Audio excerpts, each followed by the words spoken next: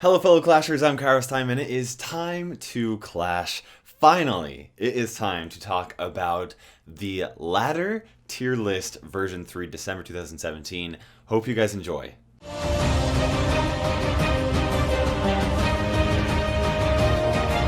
Thank you so much for jumping on today's video. I know Clash Royale fans on my channel, it has been a long time since I have continued my tier list series.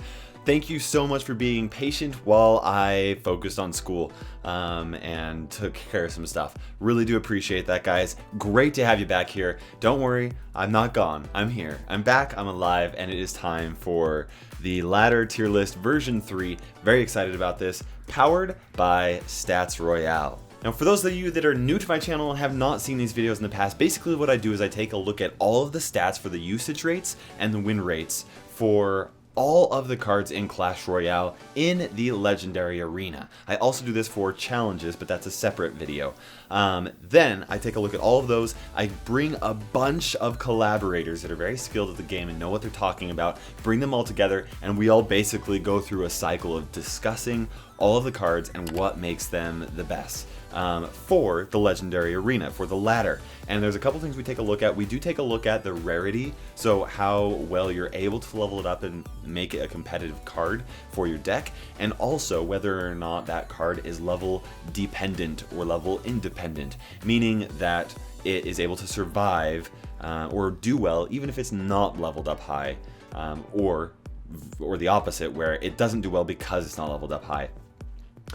And then obviously, if you are interested in the current use and win rates for any card in the game right now for the Legendary Arena, it's all on statsroyale.com. It's an amazing resource, and if you have the time, you could even do this deep dive like I do. But if you don't, you're on this video just for that. One thing that's important, if you didn't know already, the balance changes for Clash Royale is happening on the 11th.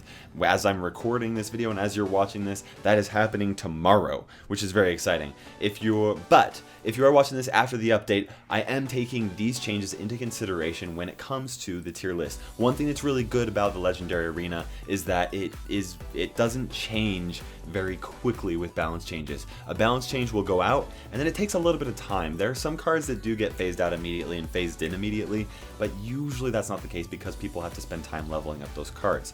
First off, the Hog Rider is still going to stay in the A tier. I was thinking about bringing him up into the S tier, but now he's getting a nerf, so I'm leaving him at the A tier. The Knight is also going to stay in the S tier. I think just because he did get a hit speed decrease does not mean that he should get moved down tiers. He's still common, still extremely tanky, and that's where the Knight really thrives. The Prince, I'm going to move the Prince from the F tier up to the C tier. I don't think that he's going to be very competitive in ladder decks, but I think that he might find some type of a use, maybe in some giant Prince decks. Next, all the damage spells are all staying in their same tiers that they were in the past, except for Lightning, which is going from the A tier all the way down to the C tier because of its previous changes. It just is not as good of a card anymore, but we'll talk about that a little bit later on. Next, the Ice Golem, although he is getting a nerf, he is moving up into the A tier. Still a very solid card. Just the fact that his slow dam effect is decreased is not going to take him out. He offers so much value for 2 elixir because he's just such a great distractor. The Skeleton Barrel added death damage. I had a little bit difficult time deciding where to place the Skeleton Barrel because they didn't specify what kind of death damage this was, whether it's a big deal or if it's just a minute thing. So I decided to place him in the C tier. He would have been F tier, but added death damage, maybe that'll bump him up to C. We'll see how he does. Giant Skeleton, hit points increasing 5%.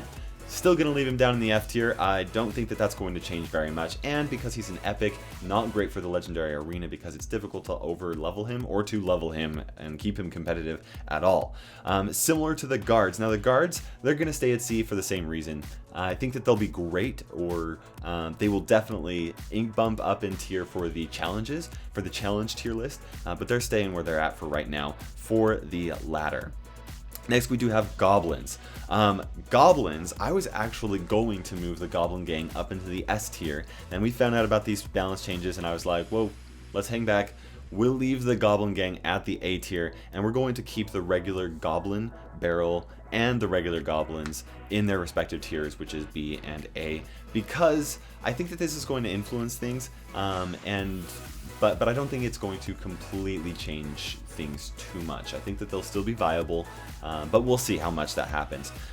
Then, the Elixir Collector, I'm also going to keep this at B.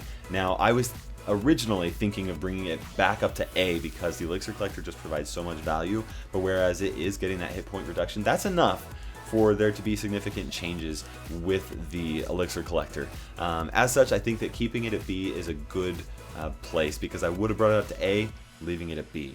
Now let's go ahead and talk about all of the different tiers, starting with the F tier and going up to the best tier, which is the S tier. For the F tier, we have all of these cards that are staying in the F tier: Giant Skeleton, Clone, Rage, Mirror. Those are just not very good. It'll be interesting to see how the Giant Skeleton fares in competitive gameplay, but that's another video. Then we also, that will be coming out, so make sure you stay tuned for that. We also have the Barbarian Hut, the Bomb Tower Heal, and then the Spear Goblins. Still in the F tier for the Spear Goblins. Maybe considered bringing them up to the C tier, but I just don't think that they're given the value that they need to do that. As far as new cards to the F tier, we don't have any for today, so that's a good thing. C tier cards. We have all these previous cards that are already on the C tier, and then new to the C tier, we have Sparky. She was in the F tier, she got a buff, and that's very exciting. She is definitely viable now for competitive gameplay. Absolutely, you can use her, and that's fun. But for the ladder, I still don't think that she's good enough to justify moving her past the C tier because of that legendary status. Similar to the Bandit. The Bandit's bug was fixed, and so she doesn't dash as much now, and as such, as a legendary that just does not offer very much value in the legendary arena, she just struggles. We're also, like I mentioned earlier, the Lightning is moving from the A tier down to the C tier. It's just not very good. That decrease in radius that the Lightning received, and the fact that they didn't change anything to the Lightning besides nerf it more by reducing the amount of damage it does to towers, definitely C tier material right now. Up next is the Prince. Mentioned earlier, I think that he's going to be usable in the ladder, maybe in some giant decks, or possibly even some golem decks. I don't know, we'll see. But I don't think that he's very good in a lot of different situations, so C tier is a good place for him, where he's fair. Then we also do have that Cannon Cart. Was previously in the F tier. Since it's buff, it's been doing pretty well. It's been used in competitive gameplay in the CCGS, and it's actually kind of a usable card now. Definitely not F tier material, so that's why we're bringing that up into the C tier. And we also have the Spear Goblin Hut. Now this is an interesting one. We did see some competitive gameplay with the Spear Goblin Hut, and now we're starting to see it kind of trickle into the meta just a little bit, because it does provide some usefulness, since those Spear Goblins did get a damage increase. Next we have the Battle Ram. Sorry, Battle Ram was already C tier. Correction, now we have the Valkyrie, who is moving from the B tier down to the C tier. She just does not offer very much value, and even though the Knight is getting a decrease in hit speed, the Knight is just a better option. He's so tanky and offers that great distraction value that the Valkyrie provides, but for one elixir less. Yes, he does not do that splash damage, but there are plenty of other cards that you can use instead of the Valkyrie at the time. Next, we have the Flying Machine. The Flying Machine just is not a very good card. It really struggles, especially because it gets taken out in one shot by the fireball. A lot of times it does deal some good damage, and we did see it in some competitive gameplay in very niche decks. But as far as the ladder goes, I don't think that the Flying Machine is ready for anything higher than the C tier. We also do have the Barbarians. The Barbarians were in the B tier. They just aren't used very much, and there's a good reason. They're just not very good, and I just think that they don't deserve to be in the B tier because their usage rates and their win rates, they struggle a little bit. We also have the Cannon, which is going from the B tier down to the C tier. One major reason why the Cannon is going down is because it is overshadowed by the very strong Tesla at the moment, which we'll talk a little bit about the Tesla a little bit later on. But the Cannon just doesn't offer the value that it needs to. It doesn't attack air and things like that, and it's just not as usable in a lot of different decks now. It is a common, but that doesn't quite justify putting it into the B tier quite yet. We also do have the skeleton barrel. Like I said, I don't know how much death damage this is going to be. I'm giving it the benefit of the doubt by placing it in the C tier for now and seeing if it is actually viable. The fact that it is a common, and the fact that Supercell is already giving it a buff makes me think that it's going to be usable in some certain type of decks. Maybe even somewhat of a replacement for the Goblin Barrel, since it's receiving a type of nerf. I don't know, we'll see. Lastly, we have the Fire Spirits. Now the Fire Spirits are one of my favorite cards. They offer a lot of value in a lot of different situations, but they're extremely easy to get rid of. They die very quickly, and the fact that they don't stay on the ground after they are used basically makes them a spell. So adding them into your deck when you also have other spells just throws off the balance of your deck in a lot of types of decks. And so I think that the Fire Spirits, because they are not seen very much, not a great win rate either, are justifiably in the C tier. Now there were a ton of B tier cards. Very interesting to see such a big bell curve. We haven't seen that quite like we are seeing right now. Tons of B tier cards. Here are previous B tier cards, cards that are good. You can use them. They aren't great for every type of deck, but they're good and you can use them in some situations. But new to the B tier, we do have the Witch. Going from the C tier, she did receive a buff, and I think that she, in the previous update, I think that the fact that she can just offer a lot of value. You get her behind a golem, and that Night Witch is going to cause a lot of different problems. She does survive in a lot of situations, to Fireball and things like that. Even as a legendary, I think that she's usable because of the versatility that she offers. We also do have the Graveyard, once also going from the C up to the B tier. The Graveyard is it is a lot more consistent in the damage that it offers now than it used to be, and I definitely think it deserves the B tier at the moment, and is a solid win condition if you do have enough graveyards to level them up. We also have the Executioner, who honestly just does not deserve to be in the A tier anymore. The Executioner did have a little bit of a phase where it was used a lot and was pretty strong, but that's kind of been cycled out as Hog Riders have become extremely popular. It'll be interesting to see what will happen since Hog Riders are getting nerfed. I imagine we'll see a decrease in hog usage, but I think that we're still going to see quite a bit of it. The Baby Dragon is going down to the B tier for a similar reason to the Executioner, but also just like the Executioner, it's an epic card, and if you're going to have an epic in your deck, you're just better off going with some other epic cards. I really do like the Baby Dragon, but it's not versatile enough to be in the A tier in my opinion. We also do have the Three Musketeers going from the C tier up into the A tier or the B tier. The Three Musketeers, yes, most players, well, I think like a third, looking at the data, about a third of the players had a Fireball in their deck.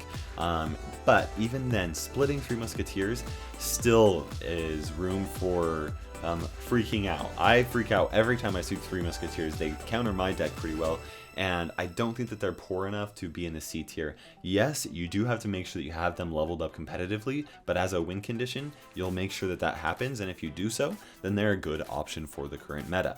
Lastly on here is the Tesla Tower. Since it's buff, one of my favorite cards to use in my deck. Now, I am a dirty Expo player who does use that Expo with the Tesla Tower, but I do really like using that Tesla Tower for a lot of different reasons. It's great against Hog Riders. It's versatile enough to help get rid of giants. It does a lot of damage.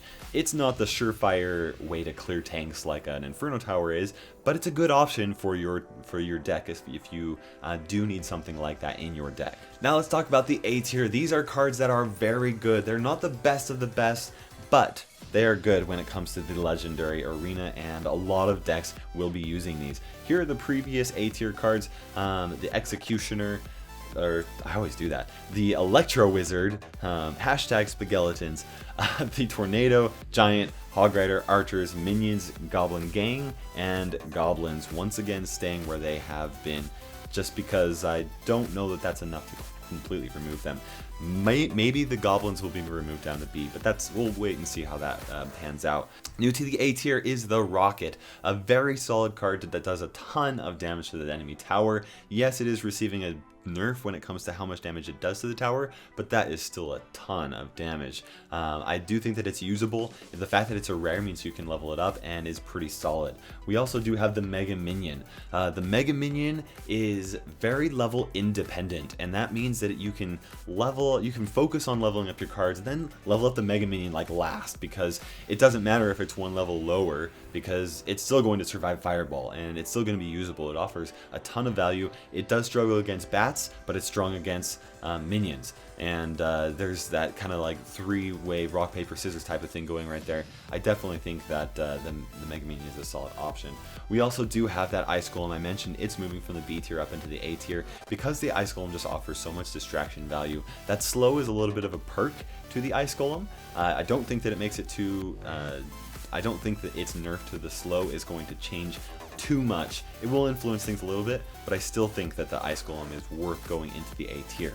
Now let's talk about the S tier. First off, we have the Fireball at a use rate of 28.1%. It is very versatile, used in so many different types of decks, and is an obviously great choice basically no matter what kind of a deck you're using. Next we have the Log with the second highest use rate out of all of the cards in Clash Royale for the Legendary Arena at a 40.8%. Shadowed only by Zap at a 52.5%. That's right, half your decks are going to have Zap in there, and almost half are going to have the Log. And a lot of decks will have a combination of both of them. These two cards are extremely versatile. I don't need to talk about them enough or too much because I do it in every video because they're always S tier and they're always fantastic. We also have the Knight. I think that his decrease in hit speed is decreasing the Knight's versatility, but still makes him a great card. So tanky, such a great defense in so many different situations, and distraction for three elixir, he's still going to offer so much value. Lastly, we do have that Ice Spirit. The Ice Spirit for 1 elixir is great for cycling and also for just stopping opponents. I mean, it's such a great addition to a lot of different pushes. Love that Ice Spirit at a 22.4% usage rate, which is just fantastic. The Knight, by the way, is at a 31.8% use rate, which is also insane. Lastly, and new to the S tier, we have the Bats. Now the Bats are moving from the A tier up into the S tier. They have such great value. For 2 elixir, they can do so much damage so quickly. They almost always have to be dealt with. They're the reason why Zap is in so many different decks. The Bats have a usage rate of an 18.1% use rate, which may not seem too high in comparison to these other S tier cards, but that is very high, and they have seen an increase in use rate by 8.9% since the last time I did one of these ladder tier lists. I wanted to give a massive thanks to the collaborators that really helped me put this tier list together. I've been super swamped with school, and although I have been keeping up with Clash Royale, it hasn't been as much as I wanted to. They definitely put up a really great amount of hard work and effort in allowing me to be able to give this information out to you guys. So thank you to them, and thank you so much to you for all of your support and for being there on my channel, even when I did have to take such a long break. I really do appreciate you guys. I know that you love these videos because of the comments that you put in the section below. It really has encouraged me to come back and bring it back to you. For now, guys, this is KairosTime ticking by, and we will see you in the arena.